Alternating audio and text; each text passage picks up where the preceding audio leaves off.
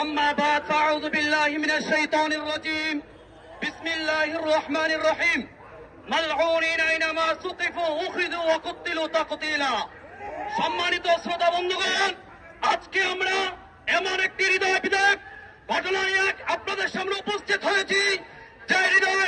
বিদায়ক কাহিনী সারা বিশ্বের কোন মুসলিম মেনে নিতে পারে না। আমরা জানতে পেরেছি যে ভারতবর্ষের ভিতরে মুসলিমদেরকে প্রত্যেক ঘরে ঘরে গিয়ে হত্যা করতেছে, সে ভারতবর্ষের রাস্তাঘাট সব মুসলিমদেরকে দিয়ে দখল হয়ে গিয়েছে। একমাত্র কারণ তারা আমার শেষ নবী মোহাম্মদ মুস্তাফা সাল্লাল্লাহু আলাইহি ওয়াসাল্লামের